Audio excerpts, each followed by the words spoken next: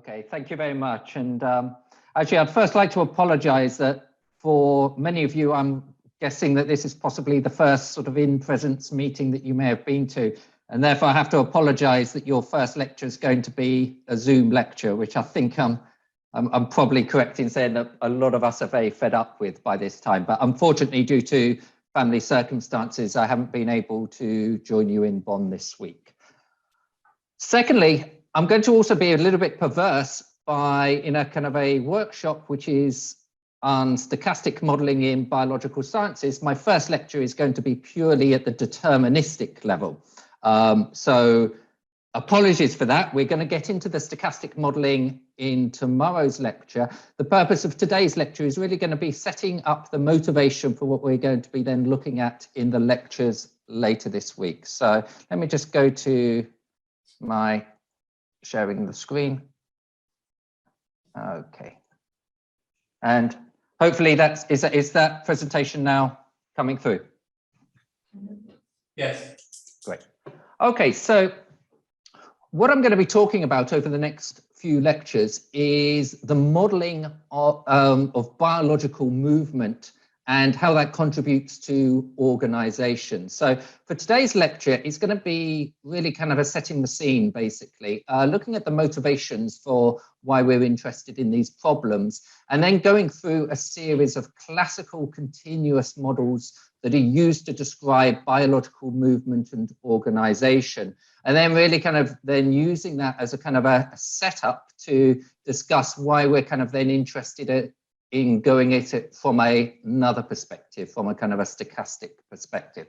And I should just say, just please do feel free to either kind of send, sort of interrupt me if you want and sort of ask questions as we go through this talk. So, and I should further say that I'm absolutely happy to share the slides at a later point if there's a kind of a place available on the website or something like that. I'm more than happy to upload those and kind of leave them there for your future reference. So there's several motivations for why we're interested. Oops, okay. And the first motivation is to explore self-organization processes. So there's lots of examples where this occurs in the biological world. One of the kind of the prime examples is embryonic development and morphogenesis. So this is a classic self-organizing system. All of us start as a single fertilized cell, and then over a period of about 9 months or so, that initial cell divides and divides and divides and divides.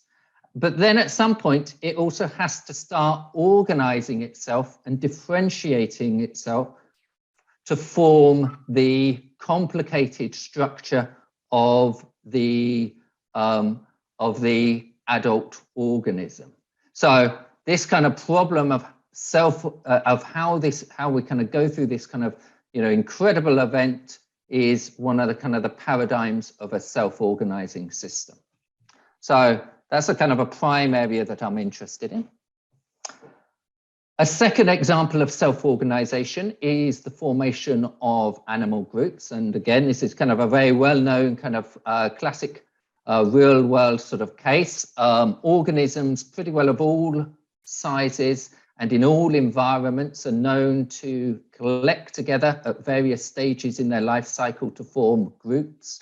So kind of small marine organisms such as krill kind of will kind of organize themselves together to form these very large aggregates. And of course, that's an incredibly important food resource for species such as whales to find these things.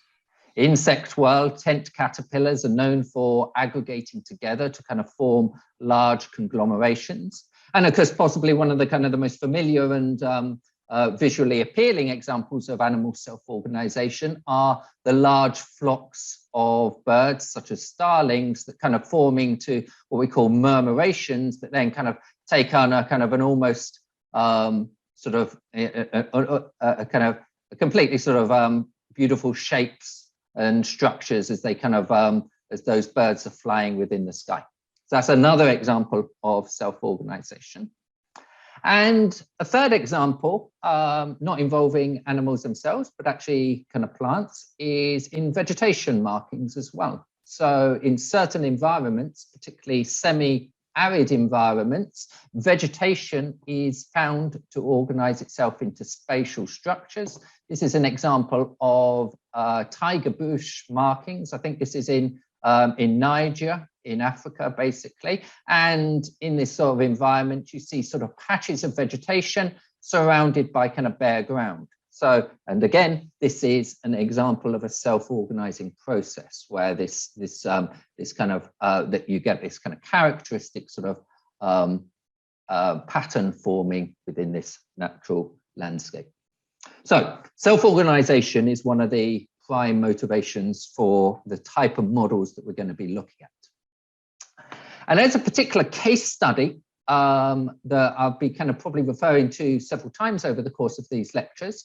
Within the context of developmental biology, a classic sort of system for studying pattern formation is skin morphogenesis. And this is obviously a kind of an attractive system because it's a very visual system. We can immediately see the skin of animals and birds and kind of see the pattern, and that kind of manifests itself in the kind of the arrangement of feathers on birds, the arrangement of hair follicles or whiskers on the species of animals, and scales on things like the armadillos or indeed lizards. So this is a classic system for studying kind of processes of morphogenesis, where we find things like feathers, hairs, whiskers, and scales are arranged into a spatially periodic pattern.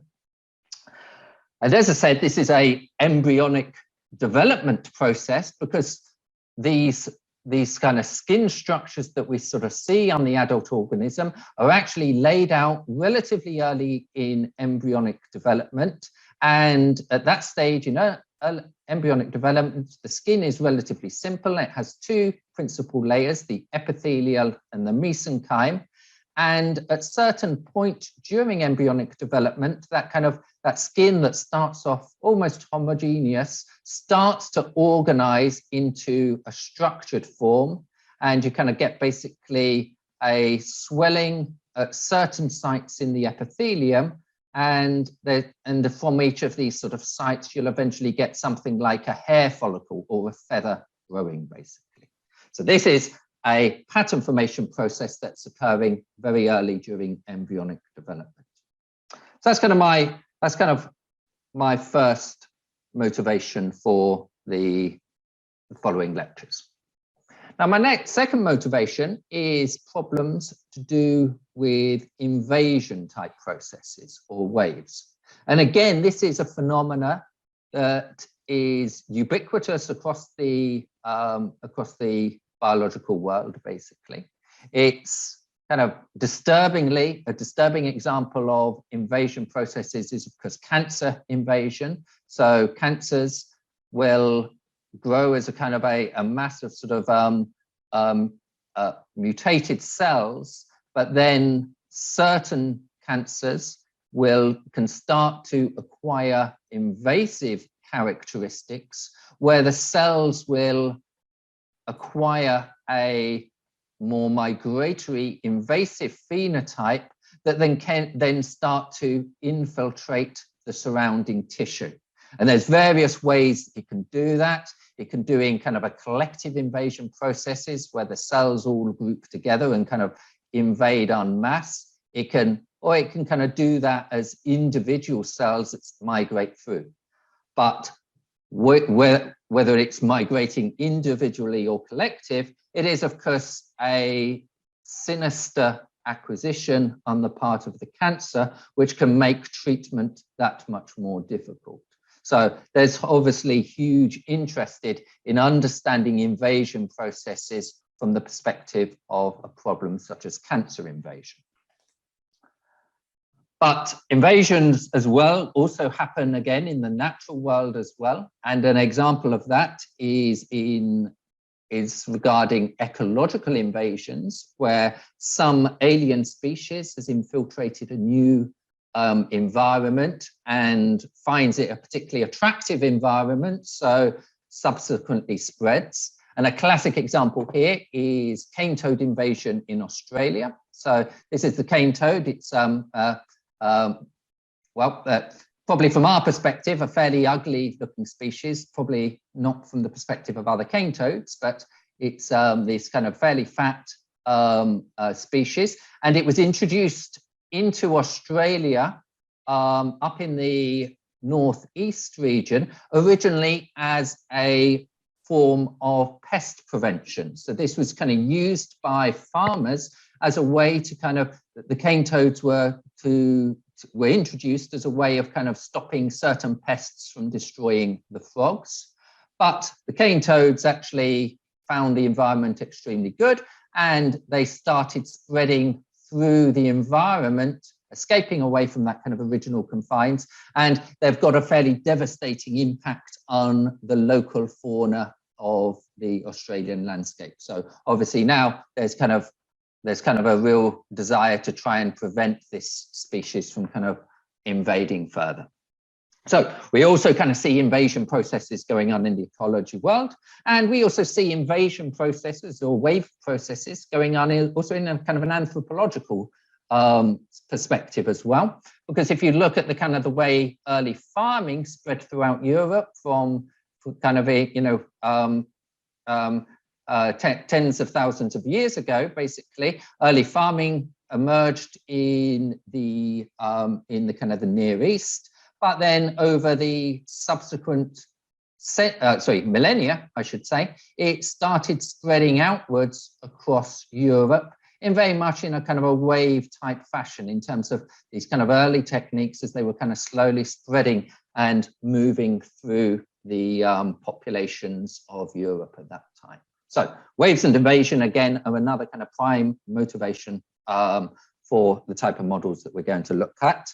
And again, basically, when I can come back to these sort of problems, I'm going to be using a number of case studies. So in the context of invasion, I'm going to be looking at the case of glioblastomas. And glioblastomas are highly malignant cancers that are formed from the brain's glial cells.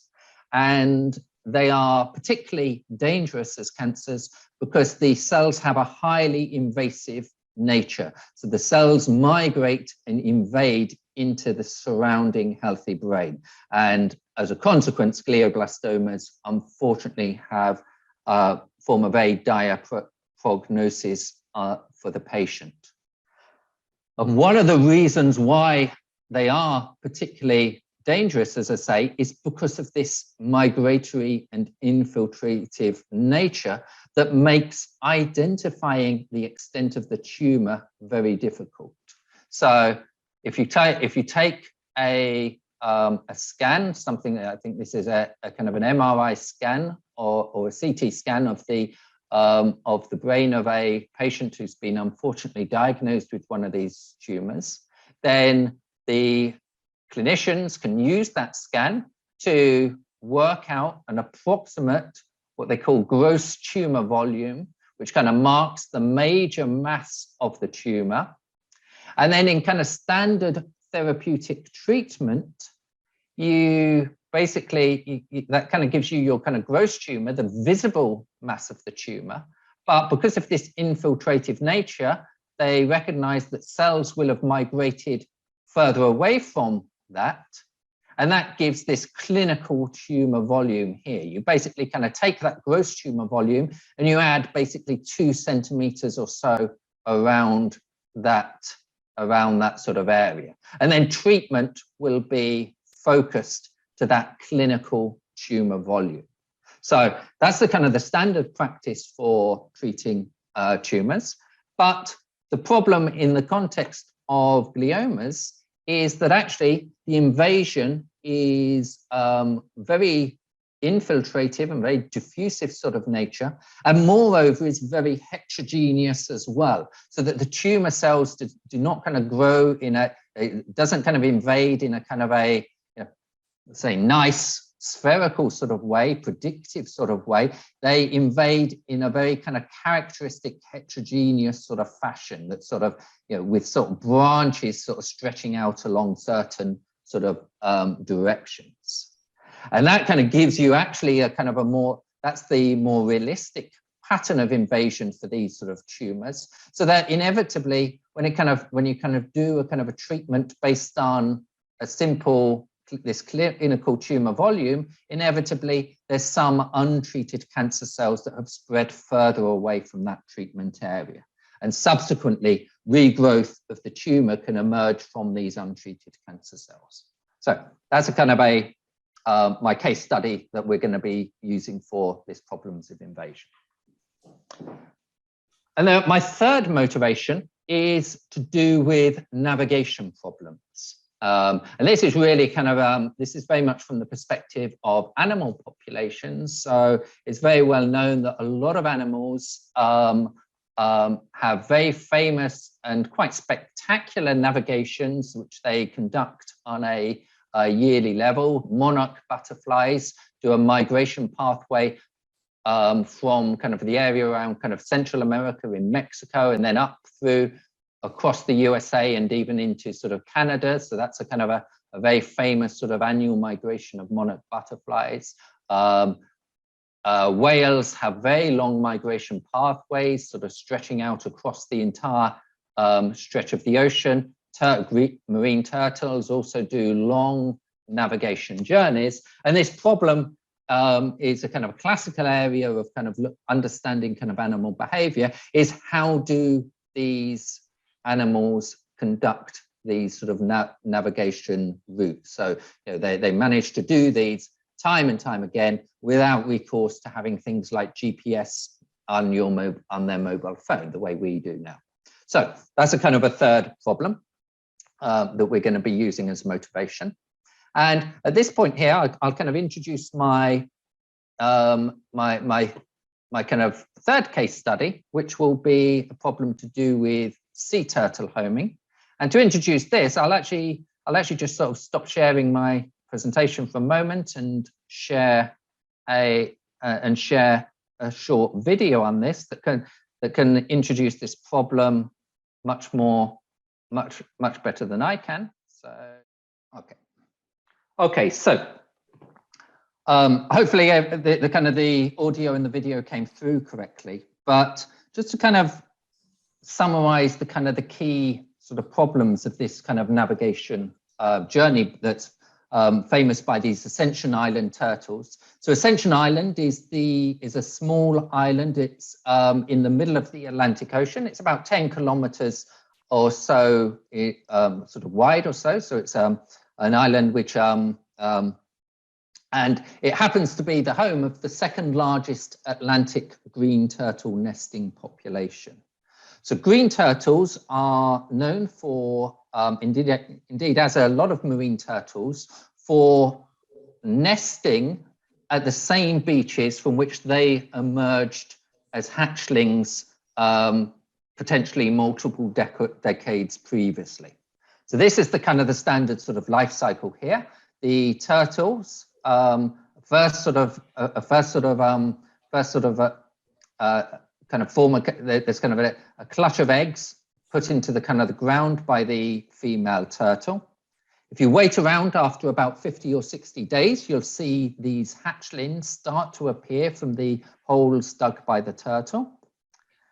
They'll then do this kind of massive dash towards the sea as quickly as possible, because often there's various nasty predators kind of flying around trying to capture them at that sort of point. And then once in the ocean, they pretty well disappear for 2.5 decades before returning to Ascension Island, and this is the females that return, obviously, as adults, where they will kind of lay their own eggs. And over a kind of a period of several months, they will lay 5 or 6 clutches of eggs, and then they will return back to the island roughly every 3 or 4 years as adults, potentially up to about 70 or 80 years. So that's the kind of the life cycle of sea turtles. And the reason this is such an extraordinary navigation journey is because of this aspect, that Ascension Island is really an absolutely isolated speck in the middle of the Atlantic Ocean. It's barely 10 kilometers or so wide, and the turtles navigate all the way from their kind of feeding grounds around South American coast across the ocean to this island. And they do that on their own. And of course, as they do that, they are having to confront extremely complicated ocean currents. So, and this has obviously been a kind of a fascinating problem for navigation. So, in our case study of sea turtle homing, the primary question that we're interested in is answering how do turtles reach a target of just 10 kilometers, thousands of kilometers away, isolated in the middle of the Atlantic, battling ocean currents, and they don't have a smartphone to do that. And they also have no food on the journey either. So from South America to Ascension Island, it's a fairly barren ocean for the turtles. They don't really have any food available. So that kind of puts a particular sort of constraint into their migration journey, that they have to do it within the time and not expend too much energy.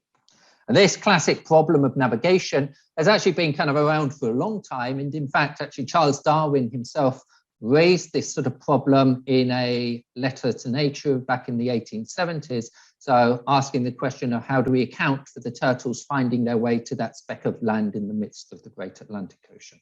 So that's kind of a third case study that we're going to be looking at across these lectures. Okay, so that's my kind of motivation and the sort of problems that we're going to try and solve with some sort of mathematical modeling. And what I'll do for the rest of today's lecture, as I said, is rather than kind of starting to look at these things from a kind of a stochastic modeling perspective, and in particular from the perspective of random walk models, I'm going to start with a kind of a description of the various classical continuous models that have been proposed to that have been used as a way to kind of describe some of these phenomena.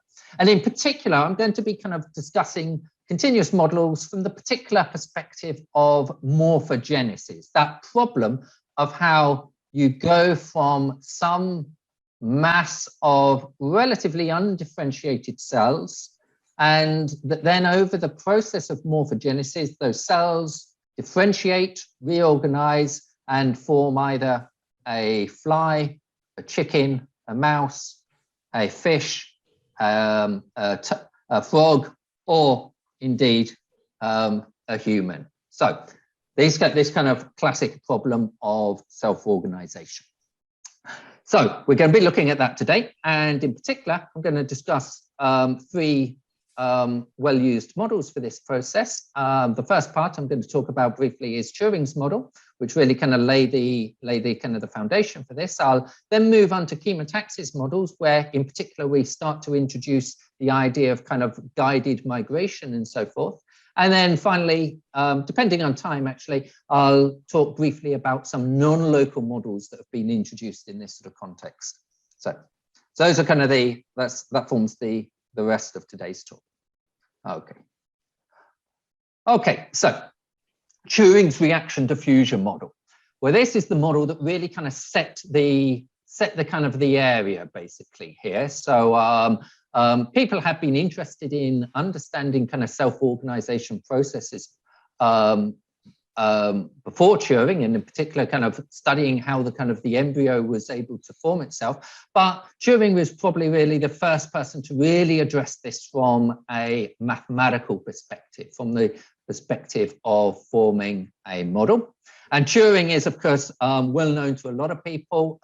He's, subject to various films nowadays, etc., because of course he, his work was absolutely crucial, not just from in terms of kind of development of digital computers, from code breaking and so forth.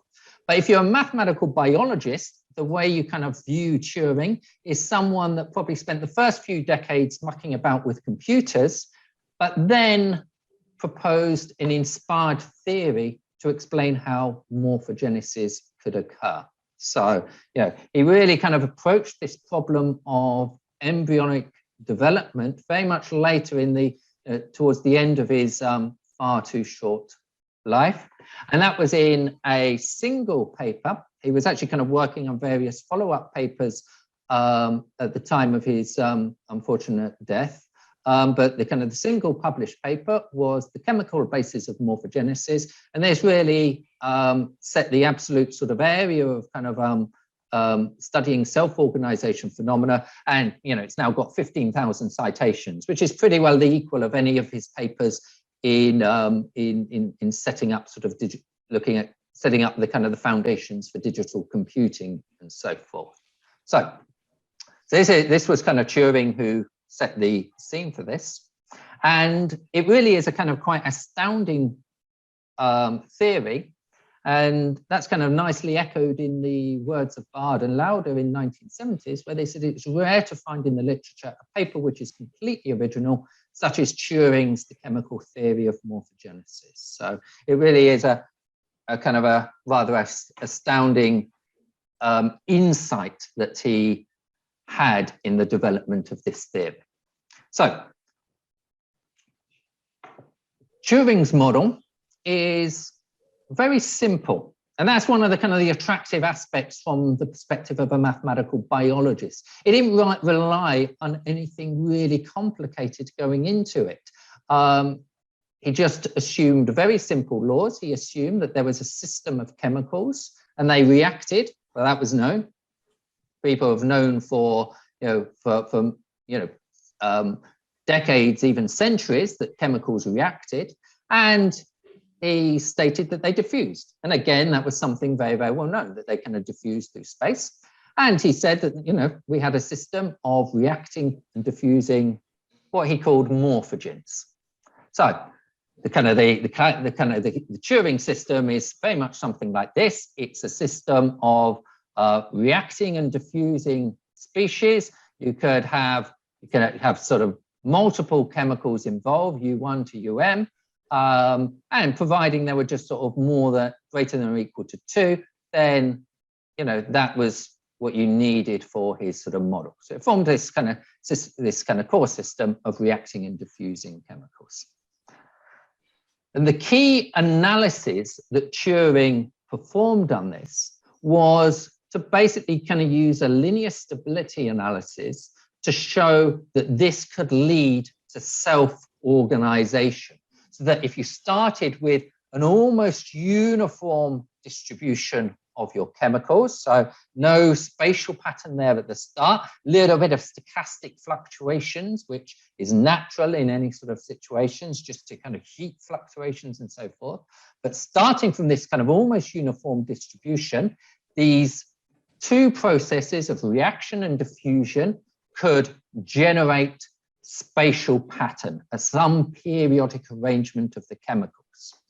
And that was through a kind of a linear stability analysis, where basically kind of studying the eigenvalues, and then kind of showing that under certain conditions, you could get the presence of eigenvalues with positive real parts. And he called this the formation of stationary waves of finite wavelength. So that was kind of Turing's model. And as I say, that was kind of a very fundamental model. He kind of investigated a lot of things in that paper. It's actually, anybody interested in this sort of field should really go back and read Turing's paper. It contains so much sort of depth.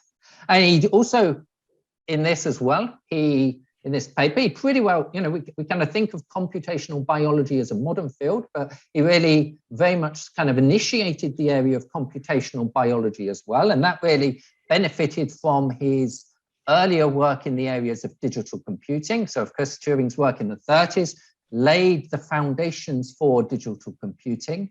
At the time of which he kind of came up with his morphogenesis theory, he was professor in Manchester, and he was basically in charge of setting up the computing lab in Manchester, and in particular building some of the earliest digital computers, such as the Manchester Mark I. So he was kind of building this and or supervising the building of these sort of machines. And those kind of digital computers that were being developed, that Manchester Mark I, that was a kind of a university computer, actually was kind of sort of adapted into the world's first commercial general purpose computer. But Turing was also using this for his research. And indeed, in that kind of early paper, it forms some of the kind of very earliest research-oriented simulations of partial differential equation models. So he kind of computed, set up a kind of a scheme to test his morphogenesis theory, and indeed kind of generated, showed that kind of a model formulated on that could generate some sort of periodic structure, basically.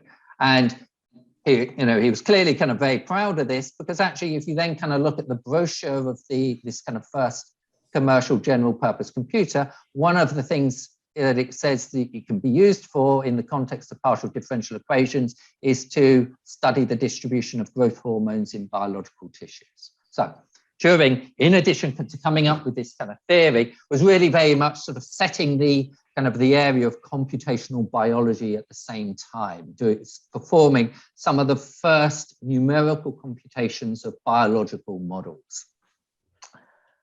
So that was kind of Turing's reaction diffusion model.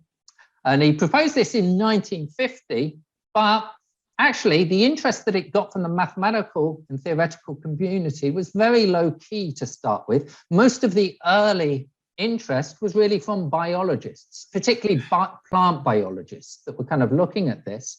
And it actually kind of almost disappeared from a theoretical perspective for almost 2 decades. But then during the kind of the mid to late 60s, renewed interest emerged. And by the time of the early 70s, there were kind of much more textbook type analyses of Turing systems. And a kind of a very kind of important early sort of study in this was that of Siegel and Jackson in 1972, and where basically they kind of looked at kind of almost the simplest type of formulation of a Turing model, where you just have 2 species, U and V, and they have diffusion and they have reaction. And they kind of basically laid out a kind of the linear stability analysis of this sort of problem. And they really kind of in that study, then they really clarified that this was a diffusion-driven processes. They looked for stability under homogeneous perturbations and instability under inhomogeneous perturbations. And they showed that basically you would get a set of conditions that would relate to the sizes of the diffusion coefficients and the form of the kinetics, F and G. And if you satisfied these kind of 4 conditions, you could get this diffusion-driven instability process. And if you've done a kind of an undergraduate mathematical biology course, then any kind of undergraduate textbooks, famous books by people like Murray or Edelstein, Keshet, and so forth, will basically kind of go through the analysis that kind of leads to these conditions, very much following the kind of that laid out by Siegel and Jackson in the early 70s. And the key thing that was really kind of highlighted at these sort of points was, as I say, that this was really, this really kind of emphasized just how dramatic Turing's insight was, that if you're kind of looking for stability under homogeneous perturbations, but instability under inhomogeneous perturbation, well, this is very much the same as that you are creating spatial heterogeneity through the addition of Turing. And that crystallized just why Turing's theory was so counterintuitive. Diffusion is something that we think of as being something that homogenizes, that creates spatial uniformity. What Turing realized was that by adding diffusion, you could create spatial heterogeneity. It could be used to drive pattern formation. And that, anyway, as I say, was kind of then really clarified then in this kind of late 60s and early 70s by Siegel and Jackson and various others at the same sort of time. Now, another kind of important study in the kind of the early 70s was the work of Gierer and Meinhardt. And they were also looking at Turing type systems, but actually, I mean, the story goes is actually that they only became aware of Turing's ideas following referee comments. They actually kind of came up with their kind of model independently, and it's a kind of a Turing type model, but they described it in the form of a short range activation and long range inhibition sort of process. They considered two molecular species, one of which was an activator that could kind of drive its own productions. The activator could increase itself, and the activator also stimulates some inhibitor, and the inhibitor has the effect of damping things down and kind of blocking the activator. And they showed that if the activator had short range activity, so it kind of only diffused locally, whereas the inhibitor diffused over longer range, then this could generate pattern formation. And they came up with a kind of a prototype model to describe this, what's called the Gerer-Meinhardt model. So it's kind of a reaction diffusion system where you've got kind of these two sort of chemicals, U and V. They kind of interact in this sort of way, basically here. And they also kind of use numerical simulations to show that this could indeed kind of generate these patterns. And the real important aspect of Gerer-Meinhardt's work is, as I say, it really kind of echoed what Turing had already shown a couple of decades earlier. But Gerer-Meinhardt, the power of their sort of work is that by framing this in the context of short range activation and long range inhibition, this was in a language that the biologists could understand, basically. They could think of things, it's harder for them to kind of conceptualize a kind of a set of mathematical equations, but if you describe things in terms of short range activation, long range inhibition as a minimal set of requirements to get this sort of pattern formation, that was something that they could look for. Okay, so Gerer-Meinhardt's work was, as I say, highly influential in terms of really kind of getting Turing's ideas out into the biological community. And following on from these sort of studies, the Turing patterns were then intensely studied throughout the 70s and the 80s, and of course we got better and better.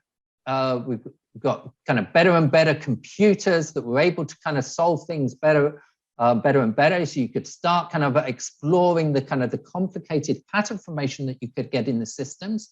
So for example, in kind of 2 dimensions, if you take kind of a Turing system and you kind of vary the parameters of it, then you will kind of move from regions where you have no patterning to, as you move through it. And as you kind of move through it, you get a whole variety of different sort of patterns. In kind of 2Ds, you get kind of what these kind of inverted spots, so kind of these kind of white patches within a black sort of region. As you change the parameters, that kind of goes to stripes. As you kind of change the parameters further, that kind of goes to kind of normal spats, and then etc. You kind of move out of the pattern space. But it really kind of showed the kind of how kind of Turing's sort of model was kind of possible, was able to create a whole spectrum of different sort of patterns. And that made it a very attractive model to explain biological pattern formation. And one of the kind of the really kind of most popular sort of studies of that was in the context of animal skin markings. So in particular, people like James Murray really did sort of fundamental work on this sort of showing the popularity.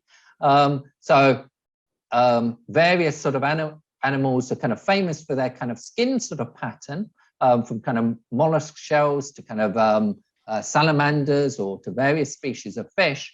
And Turing's model is a really attractive one for that, because if you kind of take these sort of skin patterns, you set up a reaction diffusion model and you solve it under the right sort of geometry, then you're really able to generate patterns that look very much like those seen in the biological world, basically. So it's extraordinarily attractive as a model to explain these sort of processes of pattern formation.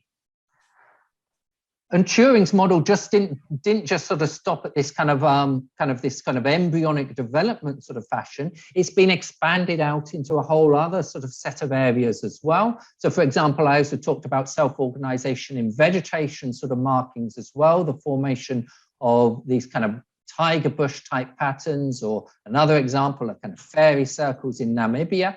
And in the context of this, Turing's model has been a kind of a formulation of Turing's model has been proposed, which basically kind of couples the vegetation together with water. Those are clearly two things that will that influence each other. Vegetation needs water in order to grow, but of course in the process, vegetation will deplete the amount of water available in the soil, and models based on kind of Turing's sort of idea have also been proposed to explain how these sort of vegetation markings sort of arise.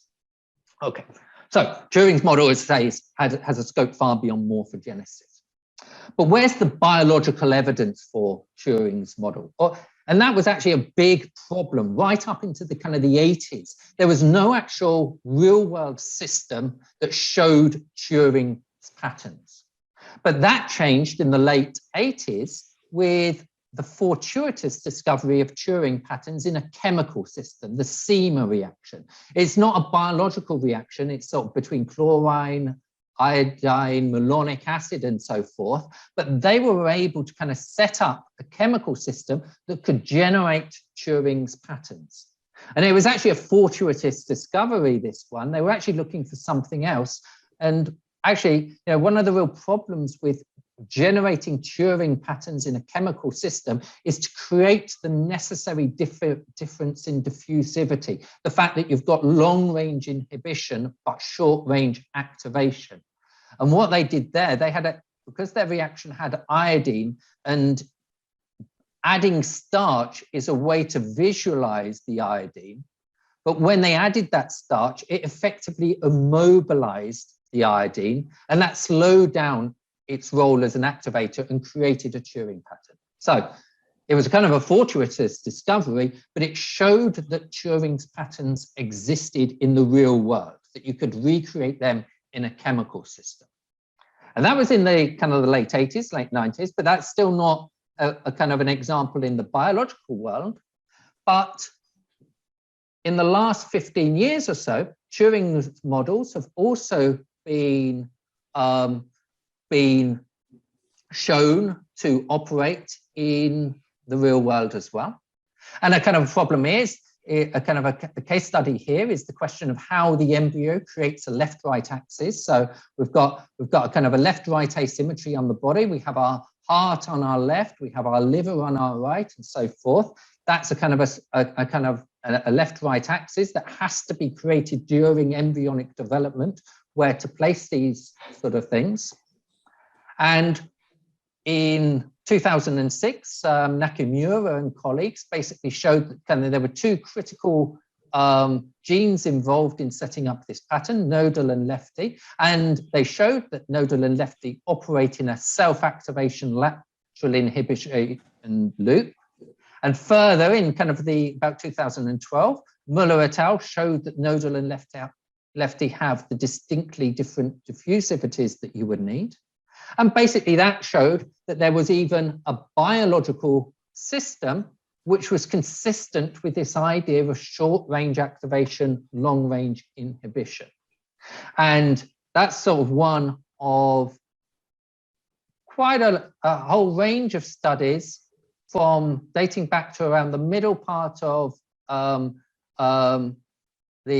2000s, from about kind of Garfinkel in 2004 up to sort of modern times, which has started to show that Turing's pattern could in fact be controlling a whole variety of processes of embryonic morphogenesis. So it's now really beginning to establish that Turing indeed was right in his theory that it could indeed explain at least partly how the embryo is able to self-organize itself.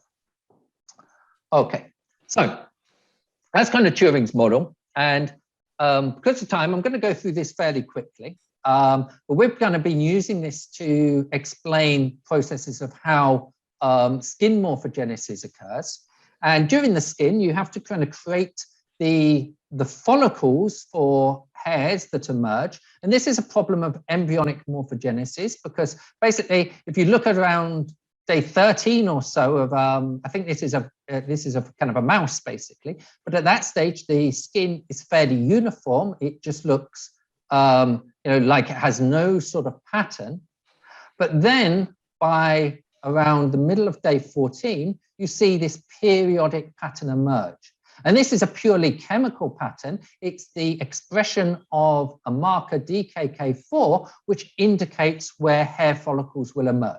So from each of these spots, a hair follicle will emerge. So that's a kind of a pattern formation process. You start from a kind of a homogeneous sort of starting point, and you create some sort of pattern. And the question naturally is whether or not this is controlled by a Turing network. So does a Turing network operate to position these follicles? And indeed, we kind of use sort of modeling in a kind of a study a few years ago to basically use a combination of experiments and mathematics to sort of reveal that actually a kind of an interaction between certain key molecules, what's called FGF, BMP, and Wnt, could interact to create this sort of epidermal pattern, that there was indeed a Turing network driving this system. So something like kind of hair follicles can indeed be controlled by a Turing system. But there's more complexity to it than that, because that's only part of the, creating this sort of pattern in the epidermis is only part of forming a follicle, because you also need cells to organize themselves under those follicles. These are cells in what's called the mesenchymal cells that need to aggregate under those follicles and then create the actual physical structure of the follicle. So what controls that?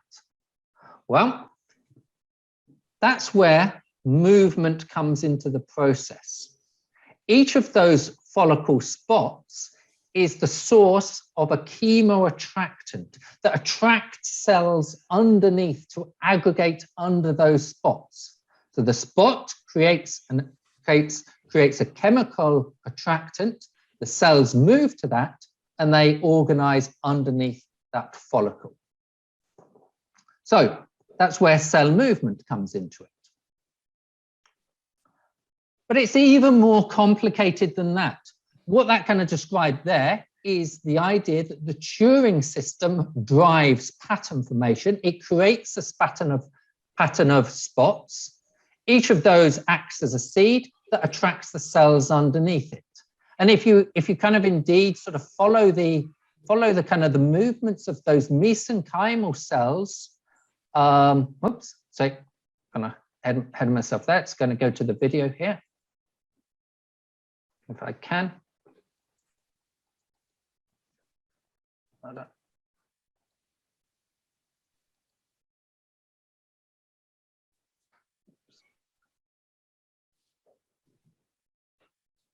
Okay, I'm having trouble setting up my video. Let's just see if I can restart that.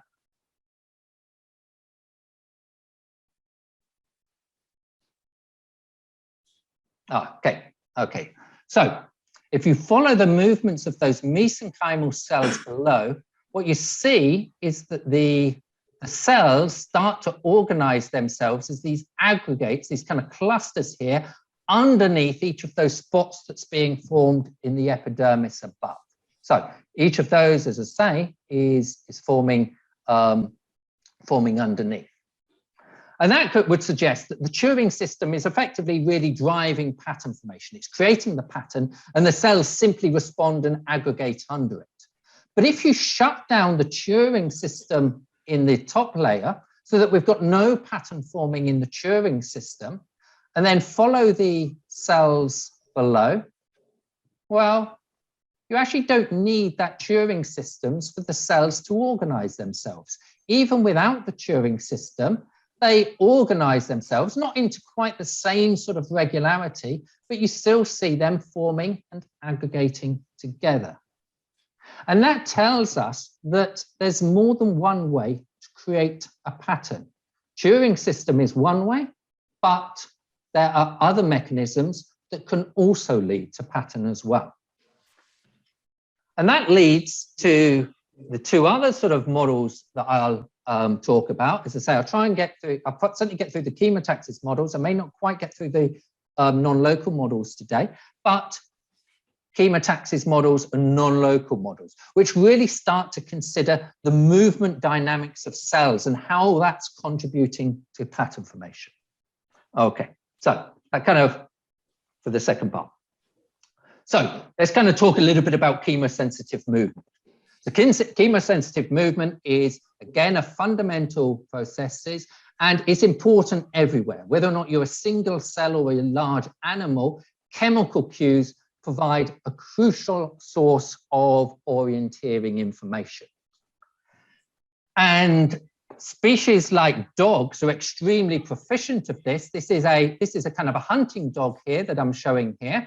So it's particularly good at kind of following chemical cues. And basically, this is a dead pheasant that you can see here. And what they've basically done here is they kind of basically dragged the dead pheasant through a field in the dark, basically. So that's kind of, this kind of line is showing this kind of the line of this pheasant. It's been moved, and then they've released the hunting dog, and the kind of the red is just showing it's a little light on it that kind of allowed them to kind of capture the path. And you see that the hunting dog is able to basically follow around along the line, and it's kind of moving on and off of it, but it's picking up the scent of that dead pheasant and locating it within this sort of very dark field.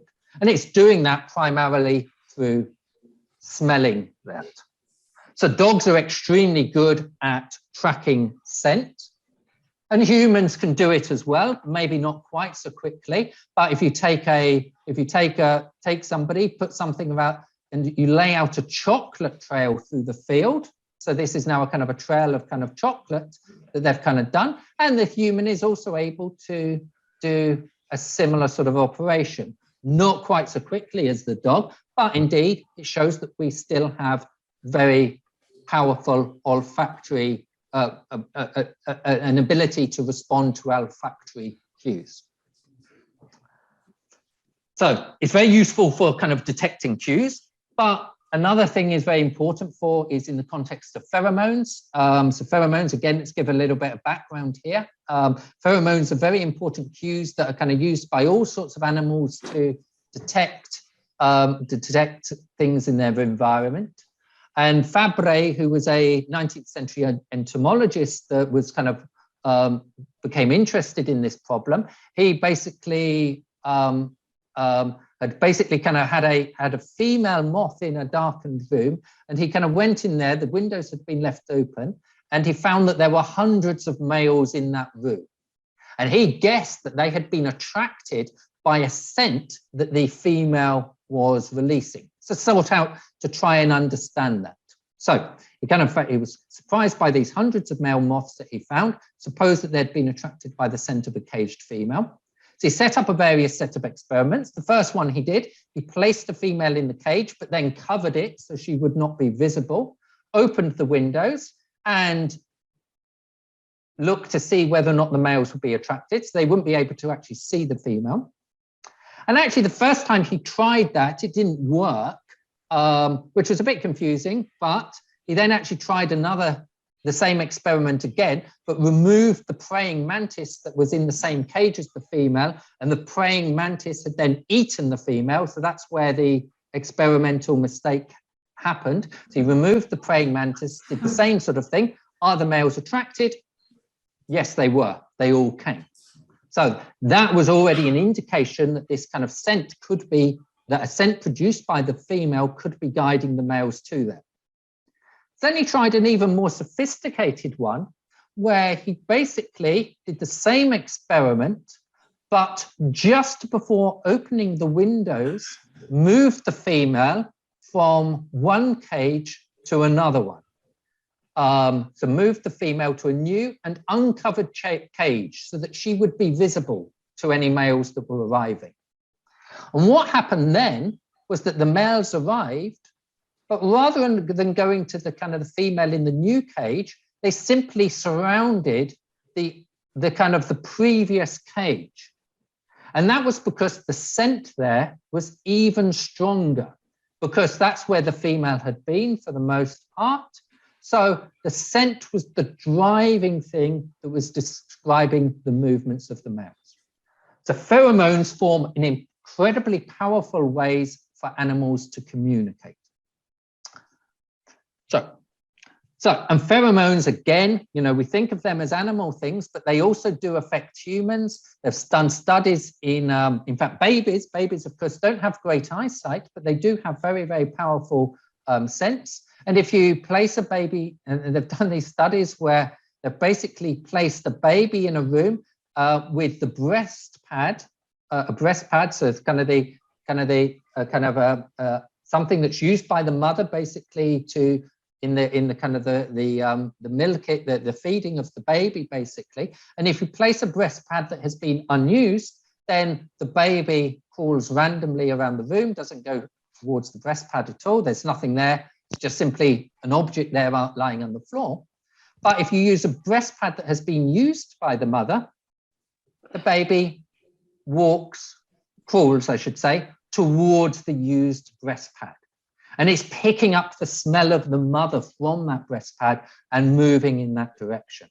So again, it's indicating that these animal kind of cues and signals are still very much inherent within us. We still have these very powerful capabilities. Okay, so chemotaxis is kind of defined as the directional movement of an organism or cell in response to a chemical gradient. And basically, if you look at this at the cellular level, if you have some sort of chemoattractant that's being secreted from a pipette, then over time you see the cells migrating to the source of that chemoattractant. They kind of migrate there and they kind of group at that site. So it forms this kind of aggregating cue that allows the cells to detect the kind of, that organizes the movement, the directed movement of the cell. And this is actually very important in a lot of processes. It's very important for our immune system because basically our immune cells are able to kind of hunt pathogens through following chemotaxis. And this is a famous video clip of a neutrophil, so an immune cell, which is hunting down this E. coli bacteria. And you can see it chasing the way a kind of a lion would kind of chase an antelope in the field. It's chasing down this E. coli, and it's doing that through chemotaxis. The E. coli is producing a particular chemicals, and the immune cell is able to respond accordingly to that. So chemotaxis, as I say, is this important method of cells that allows them directed movement through their environment. So chemotaxis has been studied for more than a century. The first famous studies were by Engelmann-Pfefferin studies. They studied the movement of bacteria and other cells in kind of pipette environments, and they kind of really came up with the first experimental observations of chemotaxis. And indeed, it was actually Pfeffer who coined this term chemotaxis as a process of chemical steering in response to chemical gradients. So that was kind of the key initial sort of studies in the late 1800s. And that sparked various sort of studies. So Engelmann, Pfeffer, and others, they were basically looking at the movement of bacteria and other single-cell organisms. We now have a very high level of understanding of how that kind of works. At a similar time, people such as Lieber and Melnikov were proposing chemotaxis as the driving force for immune cells, allowing them to kind of accumulate infections. And again, we now have a lot of understanding of that sort of system. In the late 1890s, the neurologist Roman Kajal proposed that chemotaxis could be a driving force that allowed our brains to develop and organize themselves. And again, that is something that almost a century later has been confirmed.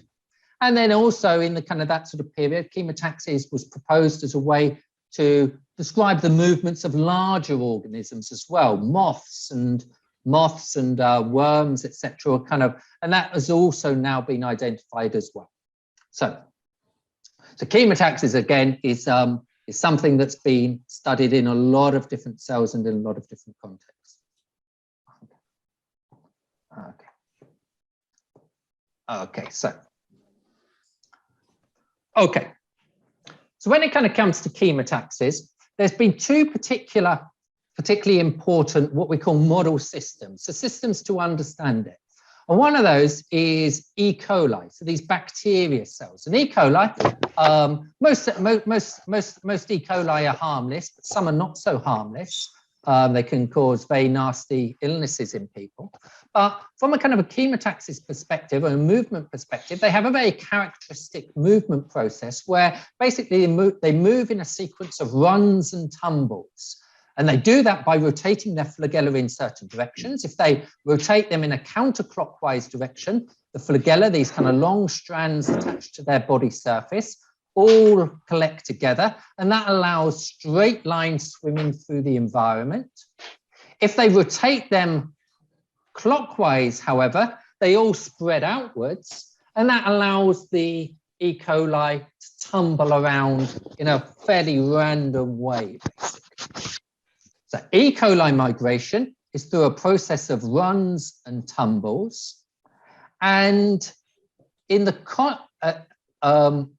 and that kind of pathway for that has now been kind of understood to a lot of depth. Now, the way this is done to create movement, a kind of a chemotaxis type movement, is that they change the frequency of the runs and the tumbling according to whether or not they are sensing an increasing attractant gradient. So if there's no gradient, then the tumbles are just sort of pretty well kind of interspersed with roughly the same amount of time. They just move in a random sort of way. But if they're moving up a gradient, then they decrease their frequency of tumbling. So they do a kind of a long run, then tumble, then they do another run. If they move down the gradient, they do a short run, etc. And in this way, they're able to kind of move up the attractant gradient. Okay, and we'll come back to that in the next lecture when we kind of come to random walk descriptions of movement. So chemotaxis has been a system for studying E. coli, and in the 60s, Julius Adler was very much kind of getting a kind of an understanding of how this was occurring, and in particular, kind of showing how this could give rise to macroscopic pattern formation.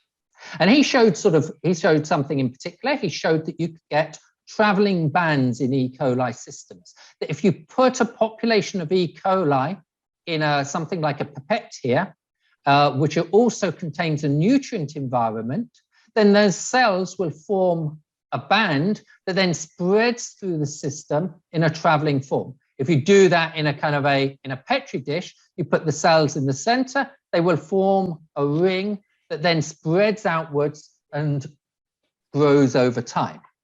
And this is going through a process in which the cells are growing and they're depleting the nutrient in their environment. And they're also moving up the gradient of that as well to create these traveling bands and spreading rings. So this kind of chemotaxis process where can create this sort of macroscopic phenomenon of traveling band or ring formation. Okay. So that's my first model system. And that, again, that already shows how we can go from this kind of individual behavior of chemotaxis to some sort of macroscopic level thing. Now, my next system, and I probably won't show the video actually, but I can show that to anybody that's interested later, is Dictyostelium discoideum. And again, this is a microscopic organism. It's actually now a type of eukaryotic cell. It's a type of what we call cellular slime mold. And this has been studied intently from the 1940s. And it's a model system which is particularly important for understanding pattern formation because Dictyostelium discoideum is famous for straddling unicellularity and multicellularity. So it exists in both a unicellular as a kind of a unicellular organism, but then can also organize together to form a multicellular organism. In its unicellular growth, these Dictyostelium discoideum cells, they exist as little individual cells. They move through their environment, they consume whatever food they can find, and they divide. So just as individual cells. But the moment they start to deplete the food in their environment, they start to organize together. The cells start to aggregate together to form an aggregate. That aggregate will consist of something like 10,000 or 100,000 of these individual cells. They tighten up together. They form what's called a slug-type structure that will move through its environment. It will eventually round up to form a fruiting body where it's also differentiated into two different cell types, a stalk and a spore cells. Those spore cells are effectively, can be considered like little eggs or seeds that then get attached to some animal that may eat them or pick them up on the foot, move them to another area where the food is better, and then they will begin again this life cycle. And so Dictyostelium discoideum has been studied for this fascinating life cycle, and it's particularly important from an evolutionary perspective because, of course, this kind of gives us an indication of how organisms first went from being unicellular organisms to multicellular organisms as well. So it's been, very much kind of an important system for studying that. So how does chemotaxis come into this? Well, the key thing is actually all of these phases of multicellularity, this process of the cells organizing together to form an aggregate that then tightens up to form this slug, to form a fruiting body, all of this has been shown to be controlled by chemotactic cell movement. And just to show a short video on this kind of aggregation process is really a kind of an example of self-organization where you have to round up this dispersed population of individual cells to form an aggregate. And that is basically, can be videoed. These cells kind of form together, they form these streams, they collect together, and they form this aggregate mound. And this is all chemotaxis driven. Okay, so this is my second model system. And again, this was has been a very important system for understanding how chemotaxis can drive macroscopic pattern formation in an organism. And again, let's just give a little bit of history of this kind of Dictyostelium. Bonner very much sort of popularized this system back in the 1940s. He studied the Dictyostelium life cycle, and indeed, actually, he was the one that proposed that it could be a secreted chemoattractant that he named acrosen that could guide the individuals into these aggregation mounds. In the 50s, Schaffer and others proposed a particular sort of mechanism where what was a kind of called a relay mechanism, where basically you had founder cells that were secreting this chemoattractant acrosin, the nearby cells moving towards it and then secreting more acrosel, and that kind of spreading its way through the population. And that was kind of proposed to be the way that this could happen. In the late 60s, this acrosin that had been coined by Bonner, they actually identified it at molecular level as CAMP. And actually, that was really then one of the first instances in which signaling was actually characterized at a molecular level as well. So it was a kind of a very important in the very early stages of molecular biology. Okay, so those were kind of the two model systems, this E. coli and their ability to form things like traveling bands, and Dictyostelium, where the cells could be shown to self-organize. And that's where the modeling came in, because in the early 1970s, Keller and Siegel produced some very well-known models to describe these processes. And these models were really inspired by these two systems, this kind of slime mold aggregation and these traveling bands of chemotactic bacteria. And inspired by these biological observations, they came up with a mathematical model to explain this and explain these processes. So to say there were kind of basically three key papers back then.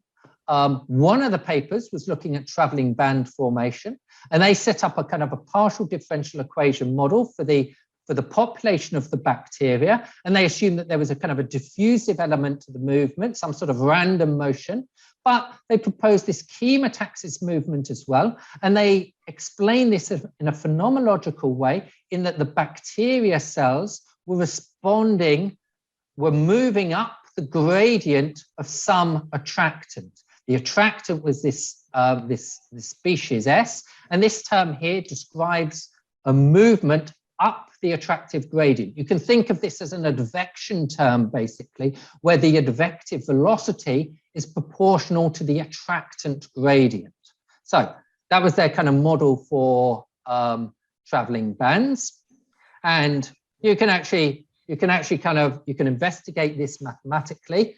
You can do a kind of a traveling wave type analysis. You can formulate the model in a simplified sort of context here. This is my bacteria cells and my substrate. This is a very simple formulation of that sort of model.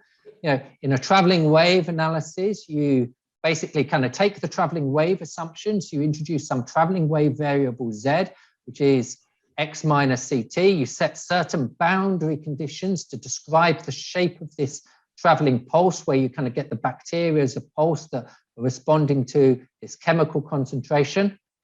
Once you've taken that traveling wave ansatz, you kind of get basically a system of ordinary differential equations.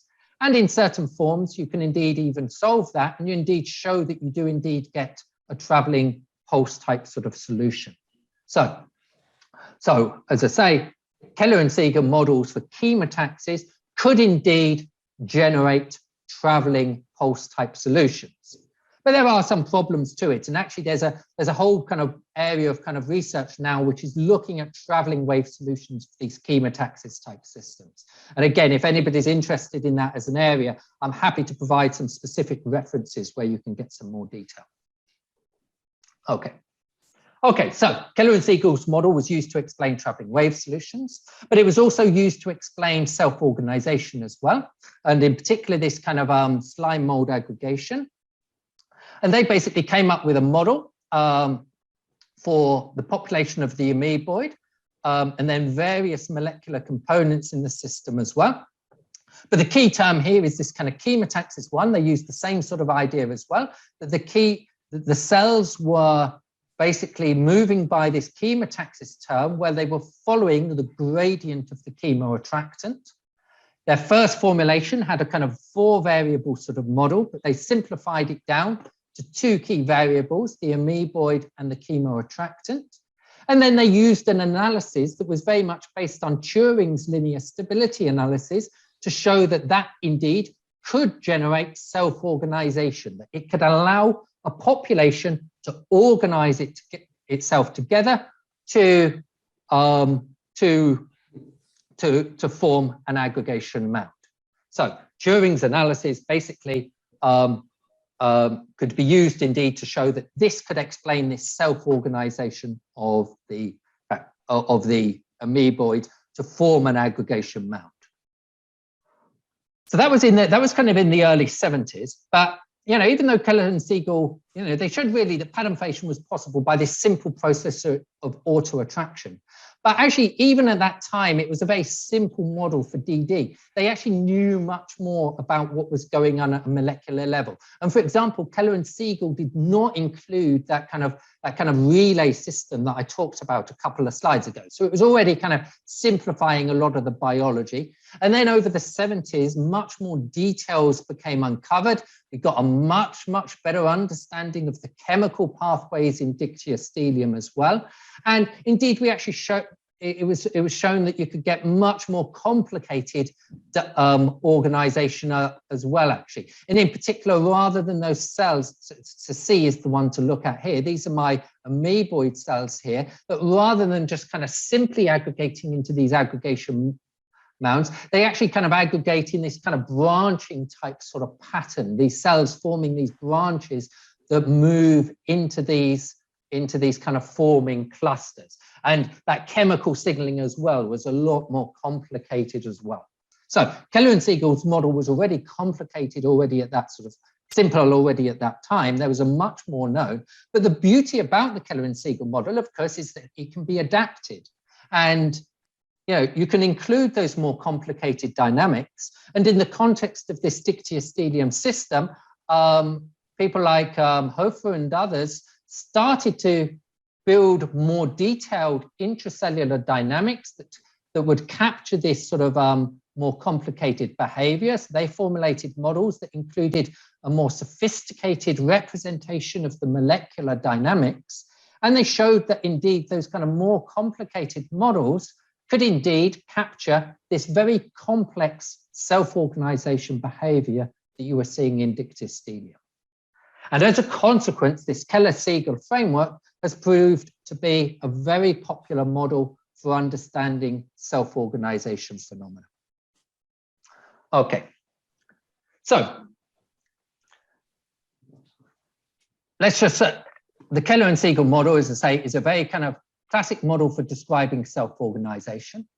And you can actually put down a very minimal sort of model for this as well, where, as I say, you can have a kind of a diffusion, a taxis, and in a minimal model, you kind of have the cells moving up the attractant gradient, but also producing that attractant, and that's where self-organization happens. The cells produce their own attractant. That's a positive feedback loop that leads to the aggregation.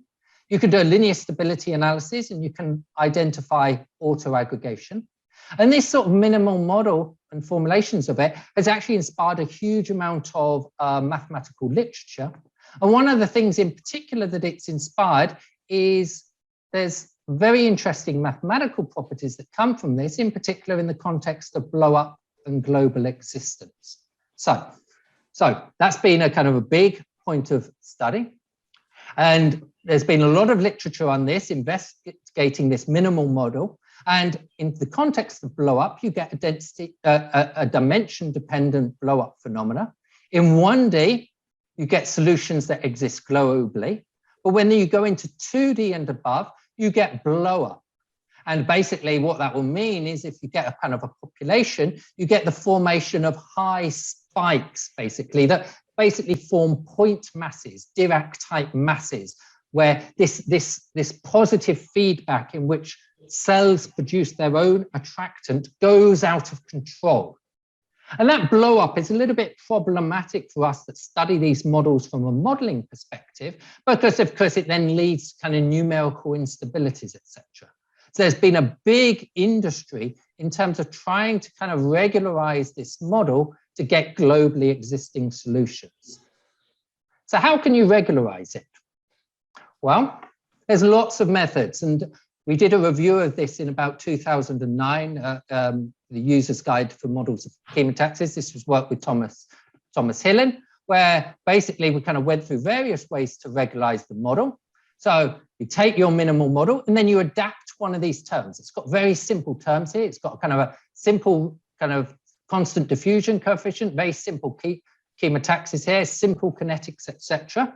And one way you can do is you can make that chemotaxis coefficient alpha, you can make that something like, depending on either the population U or the attractant V, you can consider more complicated models that kind of somehow account for receptor occupancy. You can consider models that kind of account for the fact that the cells only aggregate in various ways. And in that kind of adapted form, you can prove global existence. And that's one way you can do that, but there's actually other ways that you can do that as well. You can add in other kinetics. You can add nonlinear diffusion. You can kind of adopt a kind of a nonlinear gradient formation. And you can even introduce non-local sensing forms as well. So there's lots of ways to regularize this problem. But again, this raises the question, what is the biological justification for such choices? We can't necessarily just ad hoc change terms in the model. We have to have a reason for doing that. And again, that's going to be something that we're going to come back to in the following lectures. Okay, so what I do actually, I think I'm going to just skip ahead actually now, because this is more actually just kind of going into some pattern formation dynamics, but it's probably less relevant. So I'll click through a few of these sort of slides. A kind of main sort of point is this, again, this Keller-Segel model. It was developed originally in the context of dictyostelium self-organization, but it's actually proved to be very popular in a lot of other systems as well. Other types of microbiology pattern formation, such as in bacteria, it's proved very, very popular there. And indeed, it's very successful at replicating bacterial pattern formation. It's been used in the context of ecological applications as well. For example, in the context of explaining ant trails, the fact that ants self-organize and form trails by secreting a kind of a pheromone that marks their movement. So it's been used in that context as well. So it's had applications in ecology. It's been used in sociological applications. There's very interesting applications of the Keller-Segel framework to explain why crime forms spatial structures, that you form these crime hotspots in certain parts of cities that form and then dissipate. And models based on the Keller-Segel framework have been used to kind of explain how this sort of crime, these kind of patterns of crime can emerge in societies. So it's been applied there, and it's been applied in a lot of other areas as well, such as physiology, pathology, and development. Okay, so again, this Keller-Segel framework has been used in a lot of different contexts. And again, I've written a review on this, which is about the kind of the various applications of these Keller-Segel models over the years. Okay, I won't go through this either, actually, but because I'm kind of running down to a few more minutes, then I'll just kind of very briefly talk about the other kind of models that we're looking at. And those are non-local models for adhesion and swarming. So chemotaxis is only one of the ways that cells move around and organize themselves in the environment. They also interact with other cells.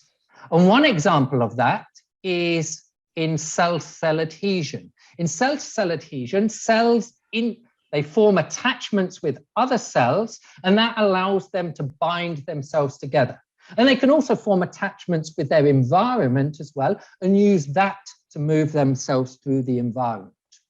So this cell-to-cell adhesion is very much important for kind of binding cells together. And that can be shown to lead to pattern formation. And that's kind of demonstrated through adhesion in a kind of what's called the differential adhesion hypothesis, which was a model proposed by Steinberg in the 1950s, which showed that basically if you take a mixture of two different cell types that have distinct adhesion properties, you separate them and you randomly disperse them, then over time, those cells will rearrange themselves and sort it into a particular structure. So differential adhesion can drive the sorting of cells together.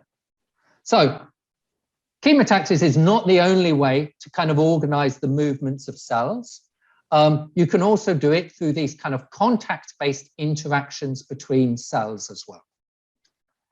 So I'm not going to go through this. I will come back to it when I come to this sort of later in the lectures. I'll just kind of go then to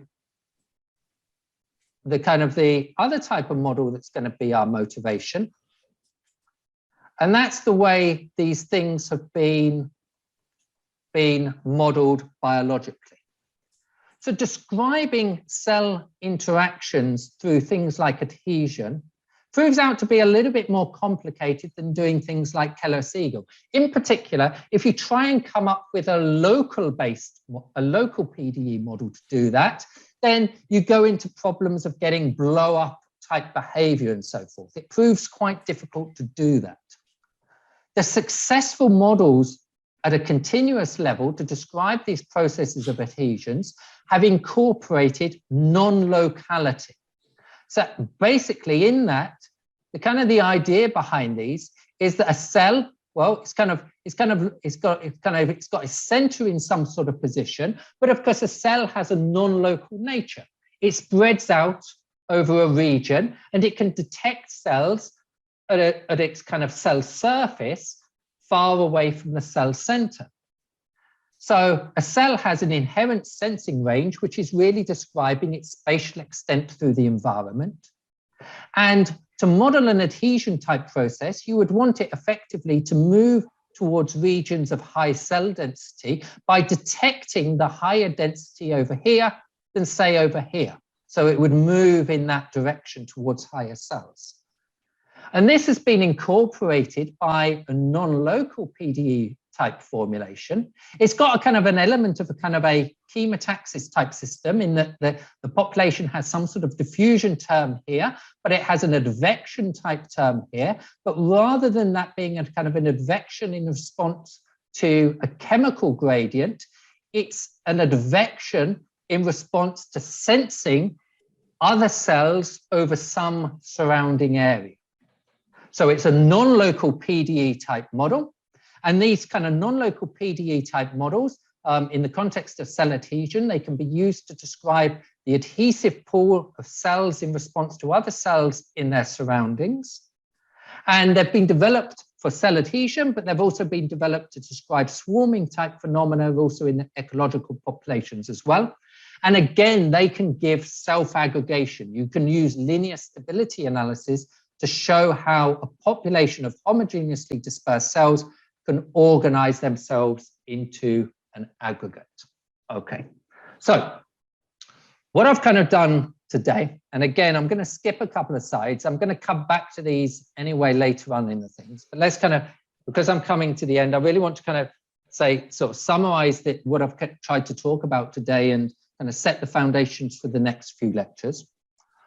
What I've kind of tried to impress is that kind of there's been numerous models that have been proposed to explain how pattern formation can arise. And there's various other processes as well. Mechanochemical models are another one, juxtaprime models, various other ones that have been used to explain this fascinating process of self-organization. And many of these continuous phenomenological continuous models are now being used in conjunction with experiments and used to explain pattern formation in real world scenarios. So they've had a very successful passage basically from being kind of a theoretical construct to now being used in parallel with experiments as well. But all of those models were first derived from a classical mass conservation grounds, a phenomenological approach. So you basically take, if you've got some cell density, then you kind of derive kind of a mass conservation equation where the movement is described through some phenomenological flux. And that flux can incorporate, that kind of describes the net movement at a population level. And that can include, that can include a diffusive flux. It can have a chemotaxis flux. It can have a adhesion flux.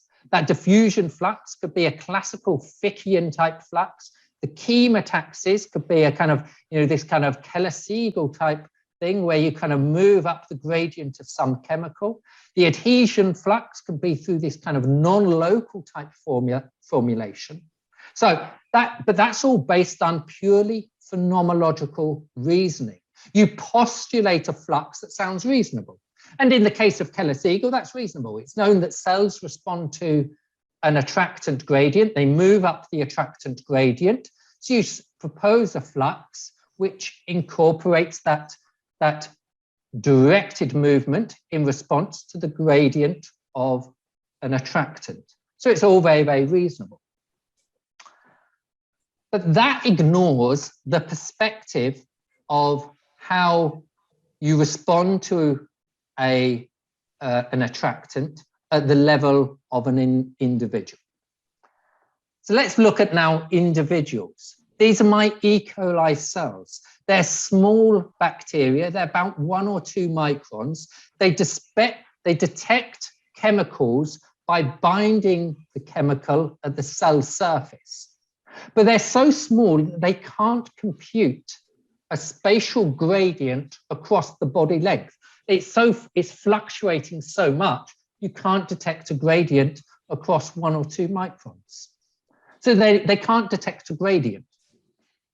If you take a larger cell like Dictyostelium or leukocytes or other sort of larger cells, where they're a bit larger, they're about 10 or 20 microns. And in that case, actually, it's been shown that, again, they detect chemicals by binding that chemical to the cell surface, and they're actually capable of detecting a gradient across the surface.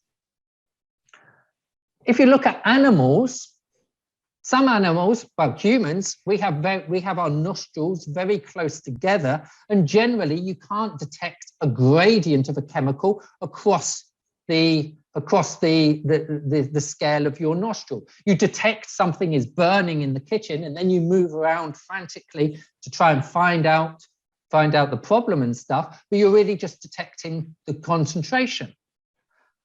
Something like a snake has developed a forked tongue, and that forked tongue allows extremely precise detection of chemicals because it has receptors at the end of either side of that can allow it to compute gradients. So in other words, there's lots of different ways of sensing environmental signals at the level of individuals. You may be detecting a single concentration. You may be detecting a gradient.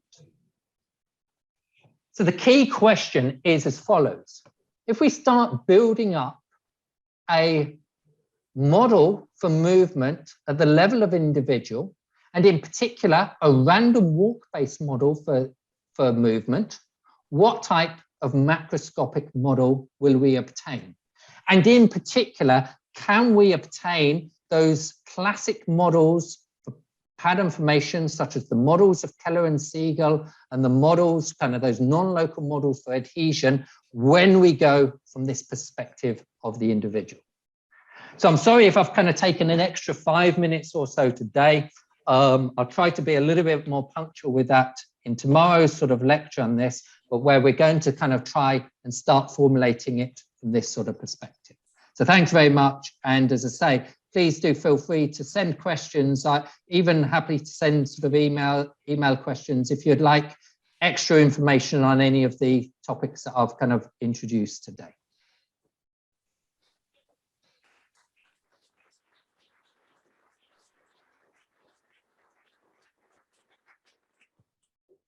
Thank you, Kevin.